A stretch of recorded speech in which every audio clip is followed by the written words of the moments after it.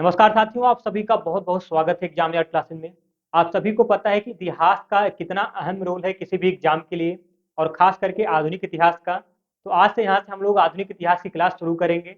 आप सभी को पता है कि पीछे मैं आप लोगों को बहुत पहले ही एंशियंट हिस्ट्री और मिडिवल हिस्ट्री की क्लासेज आप लोगों को दे चुका हूँ। वनडे एग्जाम्स के लिए, सभी वनडे एग्जाम्स के लिए, चाहे आप समीक्षा अधिकारी, सहायक समीक्षा अधिकारी एग्जाम की तैयारी कर रहे हो, यूपी पुलिस एग्जाम की तैयारी कर रहे हो, तो इतिहास का बहुत अहम रोल होता है, और खास करके आधुनिक इतिहास का। तो आज से जो क्लासेज हमारी यहाँ से चलेंगी वो आधुनिक इतिहास बेस पे रहेंगी। इसके पहले मैं एंशियंट हिस्ट्री और मिडिवल हिस्ट्री की क्लासेज दे चुका हूँ, आप लोग प्लेलिस्ट में जाके देख सकते हैं वहाँ से वीडियो। तो आइए हम लोग शुरू करते हैं आधुनिक इतिहास को। यहाँ से बहुत आसानी से चीज़ों को कवर करने की कोशिश करेंगे, और किसी भी एग्जाम के लिए बहुत ही फायदेमंद होगा ये वीडियो पूरा, अगर आप लोग देखेंगे तो, क्योंकि ए टू जेड पॉइंट यहाँ से आप लोगों को मिलेगा, और पूरी क्लासेज यहाँ से आप लोग को दी जाएंगी आधुनिक इतिहास की। इसके अलावा भी आप लोगों को अगर ये उत्तर प्रदेश पुलिस की तैयारी कर रहे हैं तो रीजनिंग और मैथ की क्लासेज आप लोग को दी जा रही है, वहाँ से आप क्लासेस देख सकते हैं। तो आइए हम लोग शुरू करते हैं। यहाँ पे आधुनिक इतिहास में सबसे पहले हम लोग पढ़ेंगे ईस्ट इंडिया कंपनी को। उसके बाद फिर बंगाल में अंग्रेजी शक्ति का कैसे उदय होता है, कैसे अंग्रेज इंडिया में बहुत अच्छे तरीके से हावी अपने आप को कर पाए, और यहाँ की ताकतों को अपने बस में किए और उनको परास्त किए। आप सभी को पता है कि मिडवल हिस्ट्री में मुगल साम्राज्य हम लोग पढ़े थे। इसके बाद हम लोग पढ़े थे कि कैसे मुगल साम्राज्य का पतन होता है। मुगल साम्राज्य का जो केंद्रीय ढांचा था वो अपने विरोधाभास के कारण 18वीं शताब्दी के आरंभ से ही टूटने लगा था। और अगर कहा जाए तो विद्रोह तथा द्रोह की जो नीति थी मुगल साम्राज्य की, वो उत्कृष्टतम काल से ही उसमें विद्यमान थी। परंतु 18वीं शताब्दी के अंत तक जाते जाते उसने एक भयानक रूप धारण कर लिया था, और बहुत से मतलब कहा जाए तो अयोग्य शासक या अयोग्य राजकुमार जल्दी जल्दी सिंहासन पर बैठते गए, और या एक तरीके से कहा जाए बिठलाए गए। जो वहाँ पे कहा जाए जो अलग अलग तरीके के शासक होते थे वो किसी की हत्या कर करके अपने मन मुताबिक किसी न किसी को जो है लाके गद्दी पर बैठाते थे। तो इस तरीके से कहा जाए दुर्बल राजकुमार जो होते थे वो जल्दी जल्दी सिंहासन पर बैठते गए अथवा बिठलाए गए, और परिस्थिति बिगड़ती ही चली गई। और 1739 में एक शासक आता है, ईरानी शासक नादिर शाह आता है, और वो भारत पर आक्रमण करता है और मुगल साम्राज्य को पूर्ण रूप से धराशायी कर देता है। तो इस तरीके से कहा जाए तो उस समय पूरा हिंदुस्तान लहूलुहान पड़ा हुआ था। कोई भी शक्ति उसे समाप्त कर अपने अपने बस में हिंदुस्तान को कर सकती थी, यानी उसका भारत का स्वामी बन सकती थी।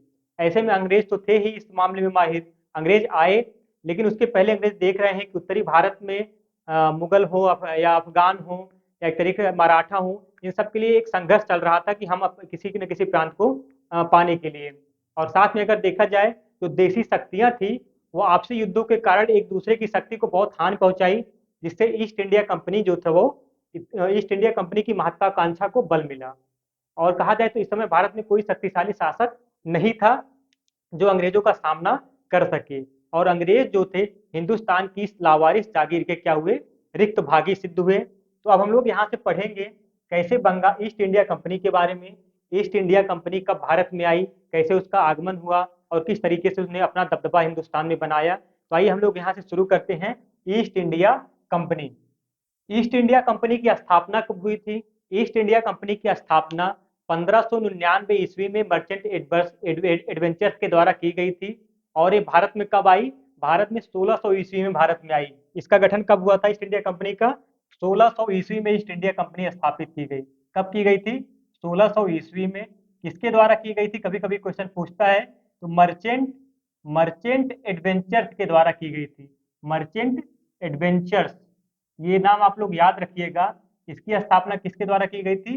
मर्चेंट एडवेंचर्स के द्वारा 1600 ईस्वी में की गई थी, 31 दिसंबर 1600 ईस्वी में। आप लोग यहाँ डेट याद कर लीजिएगा, 1600 ईस्वी में 31 दिसंबर को, 31 दिसंबर को, यानी नए साल में आने में केवल एक ही दिन बचा हुआ था, तब इस कंपनी की स्थापना की गई थी। और उस समय जो तत्कालीन महारानी थी इंग्लैंड की, वो कौन थी? Elizabeth Taylor. तत्कालीन महारानी थी एलिजाबेथ टेलर। एलिजाबेथ टेलर वो तत्कालीन महारानी थी इंग्लैंड की। इन्होंने क्या किया था? एलिजाबेथ टेलर ने इस कंपनी को 15 साल के लिए अनुमति दी थी कि आप 15 साल जाकर भारत में व्यापार कर सकते हैं, यानी ईस्टर्न देशों में आप जाकर के 15 साल तक व्यापार कर सकते हैं। लेकिन बाद में जो इंग्लैंड के राजा थे, जेम्स प्रथम राजा थे, क्या थे नाम उनका? जेम्स प्रथम।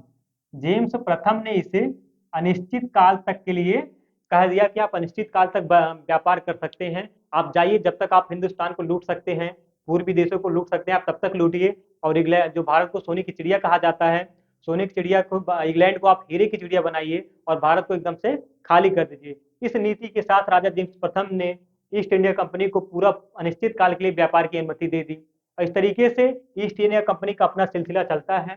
और जब 1600 ईस्वी में ईस्ट इंडिया कंपनी बनकर भारत आई थी, उस समय भारत का मुगल सम्राट बादशाह कौन था? अकबर था। मुगल बादशाह अकबर था। ये क्वेश्चन आप लोग नोट करिएगा, इस बारे में एग्जाम में पूछा जाता है। ईस्ट इंडिया कंपनी अकबर के समय में भारत आई, लेकिन व्यापार का सिलसिला किसके समय चालू हुआ? तो व्यापार का सिलसिला चालू हुआ था जहांगीर के समय में। जहांगीर के समय में व्यापार का सिलसिला चालू हुआ, क्योंकि अकबर के समय में एक कहा जाए तो एक सर्वप्रथम जॉन मिडिल हॉल थे। जॉन मिडिल हॉल, इस नाम को आप लोग नोट करिएगा, जॉन मिडिल हॉल। ये एक अंग्रेज थे, जॉन मिडिल हॉल। ये अकबर के दरबार में आए थे व्यापार की अनुमति प्राप्त करने के लिए, लेकिन इसे व्यापार की अनुमति नहीं मिली थी। और इसके बाद जहांगीर के दरबार में आए थे captain William Hawkins. William Hawkins, ये थे विलियम हॉकिंस। ये जहांगीर के दरबार में आए थे, पहले अंग्रेज थे जो किसी मुगल बादशाह से प्रत्यक्ष रूप से मिले हुए थे, विलियम हॉकिंस। और ये भी थोड़ा कम पढ़े लिखे थे, इसलिए ये पूर्ण रूप से जहांगीर को मनाने में कहा जाए एक तरीके से सक्षम नहीं हुए थे और इन्हें जहांगीर ने व्यापार की अनुमति नहीं दी थी, क्योंकि जहांगीर को पता था कि पुर्तगाली पहले से ही इंडिया में आके धूम मचाए हुए हैं। एक तरफ से उनसे छुट्टी मिली नहीं रही है, अगर मैं किसी और को भी दे दूंगा इस तरीके से अधिकार, तो इनसे कौन निपटेगा? बाद में ये भी हमारे सर पर चढ़ जाएंगे। लेकिन बाद में विलियम हॉकिंस के बाद एक आता है मतलब पुर्तगालियों के विरोध के बावजूद 1611 ईस्वी में आते हैं captain Middleton hall. Captain Middleton आते हैं और किसी तरीके से जहांगीर को मनाने में सक्षम हो जाते हैं और व्यापार की अनुमति प्राप्त कर लेते हैं। ये कहा जाए मुगल गवर्नर से अस्थायी रूप से व्यापार की अनुमति प्राप्त कर लेते हैं। और इस तरीके से 1611 ईस्वी में अंग्रेजों ने अपना प्रथम कारखाना कहाँ पे खोला था?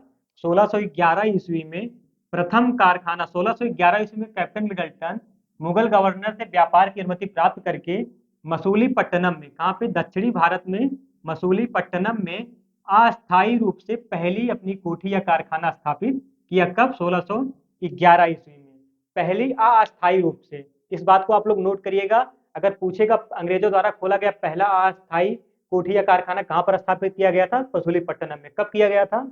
1611 ईस्वी में। लेकिन अगर पूछे अस्थायी रूप से कब किया गया था, कहाँ किया गया था, तो अस्थायी रूप से 1613 ईस्वी में सूरत में किया गया था। कहाँ पे? सूरत में पहली कोठी अंग्रेजों की खोली गई थी। सूरत में पहली कोठी अंग्रेजों की खोली गई थी। कहाँ पे? सूरत में। और ये पहली अस्थायी कोठी थी अंग्रेजों की जो सूरत में खोली गई थी। लेकिन अगर हम लोग बात करें तो जो विदेशों से व्यापार करने आए लोग इंडिया में कंपनी के रूप में, सबसे पहले उनका आगमन क्रम क्या रहा, यानी यूरोपीय कंपनियों का आगमन एवं स्थापना क्रम क्या रहा, इसके बारे में हम लोग जान लेते हैं, क्योंकि एग्जाम में बहुत ज्यादा पूछा जाता है।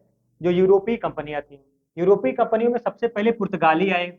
इनको आगमन क्रम अगर बात की जाए तो आगमन क्रम में सबसे पहले पुर्तगाली आए, फिर डच आए, फिर अंग्रेज आए, फिर डैनिश आए, फिर फ्रांसीसी आए, फिर स्वीडिश आए। लेकिन अगर इनके स्थापना क्रम की बात की जाए तो दो चेंज हो जाते हैं। पुर्तगाली कब आए थे? पुर्तगाली आए थे आपके 1498 ईस्वी में। पुर्तगाली कब आए थे? 1498 ईस्वी में। और डच आए थे 1602 ईस्वी में। डच कब आए थे? 1602 ईस्वी में। अंग्रेज आपके कब आए थे? 1600 ईस्वी में। अंग्रेज आए थे 1600 ईस्वी में। यही दोनों आपका चेंज हो जाता है। जबकि डैनिश कब आए थे? 1616 ईस्वी में। डैनिश 1616 ईस्वी में आए थे। फ्रांसीसी 1664 ईस्वी में आए थे। सबसे लास्ट में आए थे स्वीडिश, कब आए थे? 1731 ईस्वी में। और ये जो अंग्रेज थे, इन्होंने सबको एक तरीके से कहा जाए तो एक कोने की जगह में बिठा के रखा हुआ था, कभी फैलने की अनुमति नहीं दी। फैलने का मतलब साहस इनको नहीं दिया। ये अंग्रेज हर जगह अपना कब्जा बना के बैठे हुए थे। तो इस तरीके से अगर कहा जाए, अगर इनका आगमन क्रम पूछा जाए तो आगमन क्रम में पुर्तगाली, डच, अंग्रेज, डेनिश, फ्रांसीसी ये रहेगा। लेकिन अगर स्थापना क्रम की बात की जाए, इनका स्थापना कब हुआ था, तो ये दोनों चेंज हो जाते हैं। पहले अंग्रेज आ जाएगा, बाद में डच आएगा। इसका एक ट्रिक होता है पुड अडेफ्रा। ये पुड अडेफ्रा, जैसे आप याद कर लीजिए, पुड अडेफ्रा 4-5 बार ये बोलेंगे तो आप लोग को याद हो जाएगा यूरोपीय कंपनियों का भारत में आने का क्रम। पू से पुर्तगाली, डा से डच, आ से अंग्रेज, डे से डैनिश, फ्रा से फ्रांसीसी और लास्ट में स्वीडिश रहेंगे आपके। लेकिन अगर आप लोग को याद रखना है कि इनका आगमन स्थापना क्रम तो आप लोग यहीं पे कर दीजिएगा पुअंडडेफ्रा, पुअंडडेफ्रा, मतलब यानी यही जो डा आ है इसी को अंडडेफ्रा कर दीजिएगा, पुअंडडेफ्रा। तो आप लोगों को याद हो जाएगा, ये ट्रिक है याद करने की, बाकी आप लोग जैसे भी याद कर ले। और साथ में इनका कब कब आए थे, 1498 ईस्वी में, 1602 ईस्वी में, 1600 ईस्वी में, 1616 ईस्वी में, 1664 ईस्वी में और 1731 ईस्वी में ये लोग आए हुए थे। तो जो अंग्रेजों के द्वारा पहली अस्थायी कोठी खोली गई थी वो सूरत में खोली गई थी। लेकिन अगर बात की जाए सूरत में डचों द्वारा पहली कोठी कब खोली गई थी, डचों और फ्रांसीसी द्वारा। ये दो एग्जाम में कभी कभी पूछे जाते हैं, क्योंकि डच और फ्रांसीसियों के बारे में भी एग्जाम में थोड़ा इंपॉर्टेंट क्वेश्चन बनते हैं। तो सूरत में डचों द्वारा कब खोला गया था, 1616 ईस्वी में डचों द्वारा, 1616 में डचों द्वारा और 1668 में फ्रांसीसियों द्वारा। फ्रांसीसियों द्वारा पहली कोठी अपनी खोली गई थी सूरत में। कहाँ पे, सूरत में इनकी पहली कोठी कहाँ खोली गई थी, डचों द्वारा 1616 ईस्वी में, और फ्रांसीसियों द्वारा सूरत में इनकी पहली कोठी खोली गई थी 1668 ईस्वी में। तो इस बात को भी आप लोग याद करिएगा, कभी कभी एग्जाम में पूछा जाता है डचों ने अपनी पहली कोठी कब स्थापित की थी, 1616 ईस्वी में स्थापित की थी। कहाँ स्थापित की थी, सूरत में। और फ्रांसीसियों की पहली कोठी जो स्थापित की गई थी सूरत में, वो 1668 ईस्वी में स्थापित की गई थी। ये क्वेश्चन भी आपका एग्जाम में बनता है। अब इसके आगे हम लोग देखने की कोशिश करेंगे कैसे अंग्रेज अपना बंगाल में अपना दबदबा बनाते गए, बंगाल में अंग्रेजी शक्ति का उदय कैसे होता है, इसके बारे में हम लोग पढ़ेंगे। जो इतनी चीजें यहाँ से बताया हूँ इसको आप लोग नोट कर लीजिएगा, बहुत इंपॉर्टेंट चीजें हैं। तो आइए आगे भी हम लोग देखते हैं, पहले इसको थोड़ा सा रीड कर देते हैं। अब आगे हम लोग देखते हैं अंग्रेजों का कैसे दबदबा बंगाल में बनता चला गया, यानी पूरे देश में एक तरीके से कहा जाए। सबसे पहले बंगाल में अंग्रेज दबदबा बनाते हैं, उसके बाद पूरे देश में हावी होते हैं। तो 1632 ईस्वी में, जब 1632 ईस्वी की बात आती है, तो 1632 ईस्वी में गोलकुंडा के सुल्तान ने 500 पैगोडा के बदले अंग्रेजों को अपने बंदरगाहों को यूज करने की अनुमति दे दी। मतलब धीरे धीरे क्या किए अंग्रेज, एक रणनीति के तहत जो देसी शक्तियां थी उनको अपने बस में करना शुरू कर दिए, और उनको पैसों का लालच दे करके, तो किसी को जो है मुगल बादशाह बनाने का लालच दे करके, तो किसी को बंगाल का नवाब बनाने का लालच दे करके, सबको एक दूसरे को अपने मिलाते गए, और ये देसी शक्तियां जो थी उन पर हावी होते गए, और इस तरीके से धीरे धीरे अपना प्रभुत्व बढ़ाते गए। 1632 ईस्वी में गोलकुंडा के सुल्तान थे, कौन थे, गोलकुंडा के सुल्तान, गोलकुंडा के सुल्तान थे। इन्होंने क्या किया, 500 पैगोडा, 500 पैगोडा, पैगोडा क्या होती है, दक्षिण भारत की एक मुद्रा होती है। 500 पैगोडा के बदले अंग्रेजों को अपने बंदरगाहों को उपयोग करने की क्या दे दी, अनुमति दे दी। इस तरीके से अंग्रेज वहां पे क्या हो गए, धीरे धीरे अपना पूरा कब्जा कर लिए। इसके बाद अगर बात की जाए तो 1639 में, 1632 के बाद 1639 में, 1639 में एक अंग्रेज था फ्रांसिस डे, फ्रांसिस डे, अंग्रेज कौन था, फ्रांसिस डे। ये क्या करता है, मद्रास नामक नगर की स्थापना करता है। मद्रास नामक नगर की स्थापना किससे करता है, चंद्रगिरी के राजा थे, चंद्रगिरी के राजा थे, चंद्रगिरी के राजा थे। इनसे थोड़ी सी जमीन लेकर के क्या किया, मद्रास नगर की स्थापना की। चंद्रगिरी के राजा से पट्टे पर भूमि लेकर, यानी पट्टे पर भूमि लेकर मद्रास नगर की स्थापना की। किसकी स्थापना की, मद्रास की स्थापना की, मद्रास नगर की स्थापना की। चंद्रगिरी के राजा से पट्टे पर भूमि लेकर किसने किया था, फ्रांसिस डे। कभी कभी एग्जाम में क्वेश्चन बनता है कि मद्रास की स्थापना किस अंग्रेज गवर्नर ने की, सॉरी किस अंग्रेज ने की थी, तो फ्रांसिस डे ने की थी। कब की थी, 1639 ईस्वी में की थी। इसके बाद आता है बम्बई की बात करते हैं, बम्बई की स्थापना के बारे में पूछता है। 1639, सॉरी बात आती है 1661, 1661, 1661 में इंग्लैंड का राजकुमार था जिसका विवाह किसके साथ हुआ, पुर्तगाल की एक कन्या के साथ हुआ। तो इस तरीके से 1661 में चार्ल्स द्वितीय, जिसका नाम क्या था, चार्ल्स द्वितीय, ये इंग्लैंड का राजकुमार था। इसका विवाह पुर्तगाली राजकुमारी कैथरीन के साथ हुआ। इनका पूरा नाम था Catherine of Braganza, Catherine of Braganza, लेकिन कैथरीन आप याद रखिएगा, इससे आपको क्लियर हो जाएगा। चार्ल्स द्वितीय जो कि इंग्लैंड का राजकुमार था, पुर्तगाली राजकुमारी कैथरीन के साथ होता है। अब पुर्तगालियों ने दहेज स्वरूप चार्ल्स द्वितीय को बंबई का क्षेत्र प्रदान कर दिया। क्या किया, बंबई का क्षेत्र दहेज के रूप में दे दिया। बाद में चार्ल्स द्वितीय जो था, ये इंग्लैंड का राजकुमार था। अब चार्ल्स द्वितीय जो था, ये बंबई का क्षेत्र जो दहेज में पाया हुआ था, ये ईस्ट इंडिया कंपनी को 1000 पाउंड के बदले, 1000 पाउंड के बदले ईस्ट इंडिया कंपनी को दे दिया। किसको दे दिया, ईस्ट इंडिया कंपनी को दे दिया। और जब ये ईस्ट इंडिया कंपनी को इसने 1000 के बदले दे दिया, तो गैरोल्ड अंगियार एक अंग्रेज था, गैरोल्ड अंगियार। गैरोल्ड अंगियार, इस नाम को आप लोग याद रखिएगा, गैरोल्ड अंगियार। इसने क्या किया, बंबई नगर की स्थापना कर दिया, बंबई शहर की स्थापना उस जमीन पर, बंबई शहर की स्थापना कर दिया गैरोल्ड अंगियार ने। तो इस कहानी को आप लोग नोट करिएगा। मद्रास की स्थापना किसने की थी, फ्रांसिस डे की, और जबकि बंबई की किसने की थी, गैरोल्ड अंगियार ने। इसके बाद हम लोग बात करेंगे 1600, एक हम लोग कहानी भूल गए बीच में, 1651 की बात करते हैं। 1650-51 में, 1650-51 में शाहजहां की बेटी थी जहां आरा। शाहजहां की बेटी का नाम क्या था, जहां आरा। जहां आरा की एक अंग्रेज चिकित्सक ने क्या किया था, चिकित्सा किया था, और जिसका नाम था गैब्रियन बाहुटन। जिसका नाम क्या था, उस अंग्रेज चिकित्सक का नाम क्या था, गैब्रियन ग्रेवियन बाहुटन। बाहुटन इसने चिकित्सा की थी, जिसके बाद शाहजहां खुश हो गया, क्योंकि वो जहां आरा का बचना बहुत मुश्किल था। लेकिन अंग्रेज चिकित्सक गैब्रियन बाहुटन ने उसकी बहुत अच्छे से चिकित्सा की, और मतलब आधुनिक पद्धति से, और जहां आरा ठीक हो गई। इसके बाद शाहजहां जो था वो खुश हो गया, और उसने क्या किया, अंग्रेजों को बंगाल में व्यापार की अनुमति दे दी। सबसे बड़ी मिस्टेक यहीं से शुरू होती है, अंग्रेजों को बंगाल में व्यापार की अनुमति दे दी गई। और जो बंगाल का सूबेदार था उस टाइम पे, बंगाल का सूबेदार था शाह सुजा। शाह सुजा, शाह सुजा ने 3000, शाह सुजा, शाह सुजा, शाह सुजा ने क्या किया, 3000 वार्षिक कर के बदले बंगाल में इसको क्या कर दिया, अंग्रेजों को व्यापार की अनुमति दे दी। अब क्या होता है, ब्रिजमैन था, ब्रिजमैन, एक नाम आप लोग याद रखिएगा, ब्रिजमैन, ब्रिजमैन। इसने 1651 ईस्वी में, 1651 ईस्वी में हुगली में, यानी कहा जाए हुगली में प्रथम अंग्रेजी कारखाना स्थापित किया। कहाँ पे, 1651 ईस्वी में हुगली में प्रथम अंग्रेजी कारखाना स्थापित कर दिया। प्रथम अंग्रेजी कारखाना स्थापित कर दिया, अंग्रेजी कारखाना, ठीक है, इस नोट करिएगा। हुगली में 1651 ईस्वी में किसने किया था, ब्रिजमैन ने किया था। क्वेश्चन बनता है कि अंग्रेजों ने हुगली में अपना कारखाना कब खोला था, 1651 ईस्वी में। ये प्रथम अंग्रेजी कारखाना था, और किसने खोला था, ब्रिजमैन ने खोला था, ठीक है। कब खोला था, जब शाहजहां की पुत्री जहां आरा का गैब्रियन बाउटर ने चिकित्सा किया, और उसके बाद बंगाल में फ्री व्यापार की अनुमति दे दी। तो इस तरीके से फ्री व्यापार की अनुमति नहीं, 3000 वार्षिक कर के बदले, जिसे बंगाल के नवाब शाह सुजा ने डिक्लेयर किया था, ठीक है। इसके बाद हम लोग बात करते हैं 1698 ईस्वी की, 1698 ईस्वी की। 1698 ईस्वी में औरंगजेब जो था वो अंग्रेजों को कुल्टा द्वीप से बाहर खदेड़ दिया। क्यों खदेड़ दिया, क्योंकि अंग्रेज धीरे धीरे अपना कब्जा बंगाल पे जमा चुके थे, और मुगल बादशाह को बहुत परेशान कर रहे थे। बार बार उनको किसी न किसी तरीके से उनको परेशान करते थे।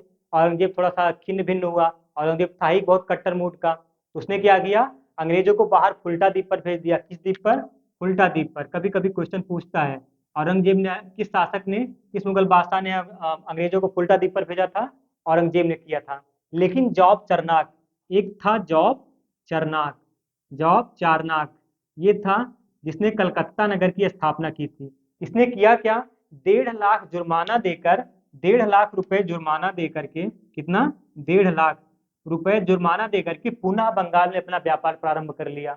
इसने 1.5 लाख रुपए देकर के पुनः व्यापार में अपना बंगाल में स्थापित कर लिया।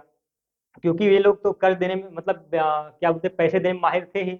उनको पता था कि अगर हम आज 1.5 लाख रुपए खर्चा कर रहे हैं तो हमको 1.5 करोड़ इससे प्राप्त भी होगा आगे चल के। इस तरीके से ये पैसा खर्चा करने में दिक्कत नहीं करते थे। और तब के शासक क्या होते थे, पैसे की लालच देख करके अपने आप को गिरवी रख देते थे। इतने जो है कमजोर शासक होते थे, आगे का नहीं सोचते थे कि आगे का क्या होने वाला है, उन तत्काल रूप से देखते थे। तो 1.5 लाख रुपए देकर बंगाल में व्यापार क्या किया, पुनः प्रारंभ कर दिया।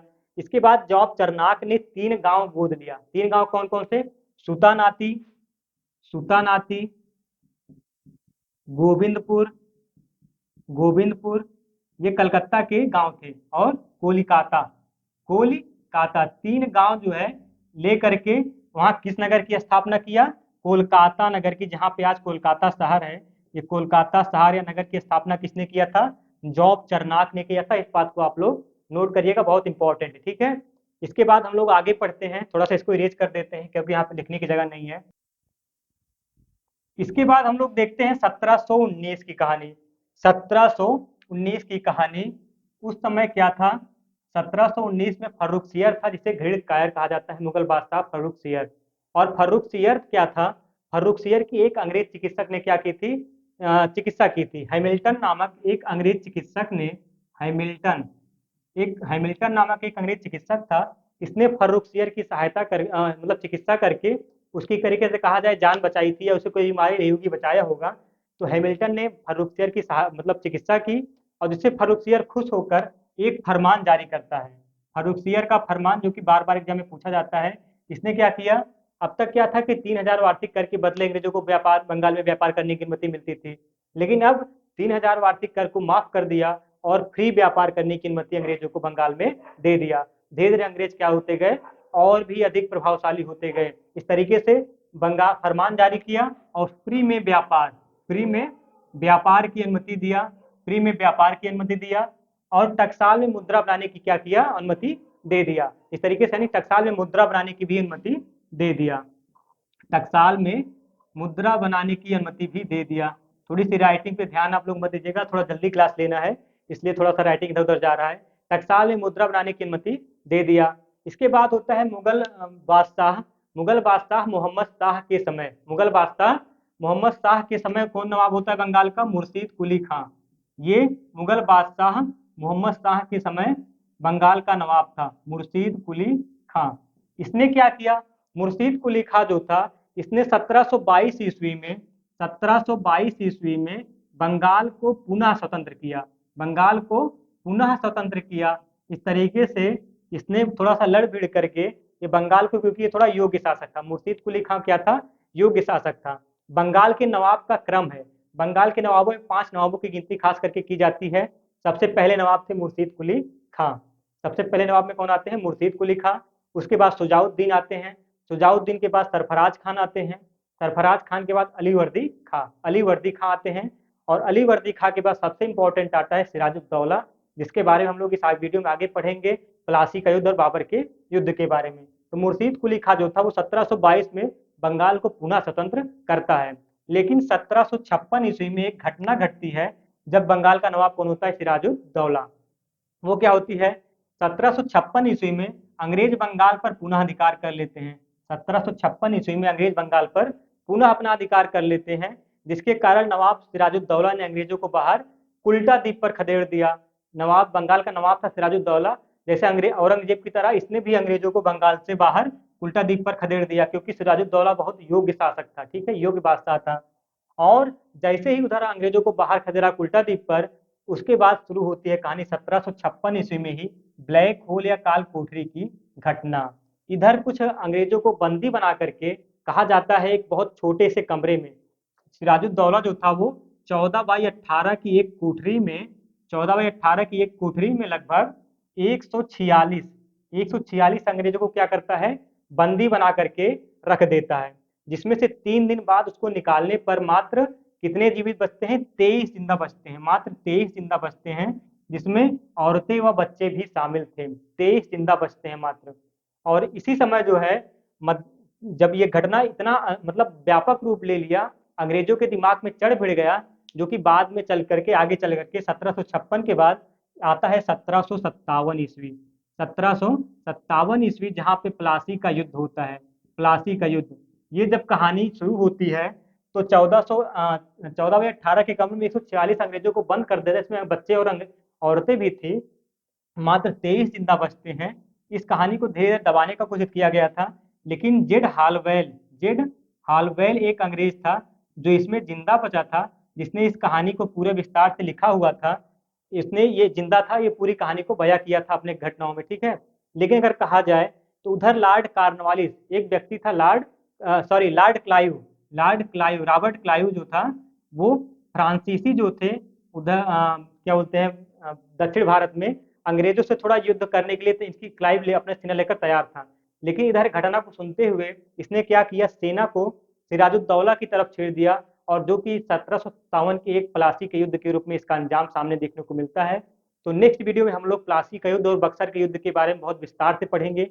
लेकिन इसके अलावा अगर हम लोग बंगाल की राजधानी का क्रम देख लें कि बंगाल की राजधानी का क्रम क्या था, सबसे पहले था राजमहल। इसके बाद आता है ढाका।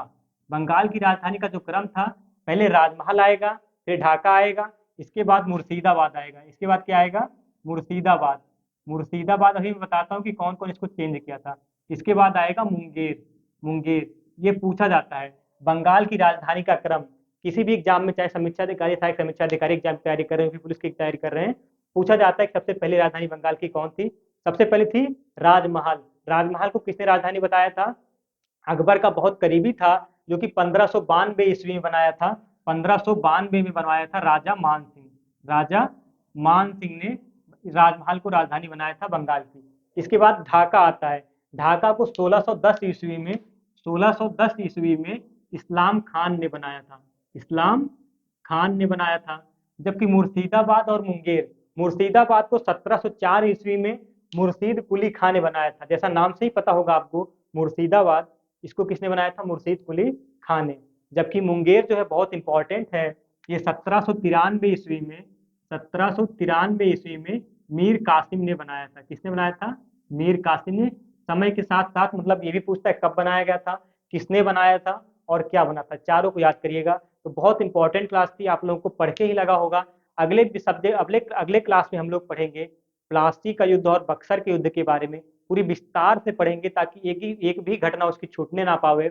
एक कहानी के रूप में पढ़ेंगे, लेकिन चीजों को तेजी से भी कवर करना है, इसलिए हम लोग इस पे भी फोकस करेंगे। आशा करता हूँ यहाँ से जानकारी आप लोग को समझ में आ गई होगी। साथियों, अगर आप लोग चैनल पे पहली बार आए, सब्सक्राइब जरूर करिएगा, और वीडियो पसंद आई हो तो लाइक भी जरूर करिएगा, और लोगों तक शेयर भी करिएगा। आप लोगों का बहुत बहुत शुक्रिया, बहुत बहुत धन्यवाद।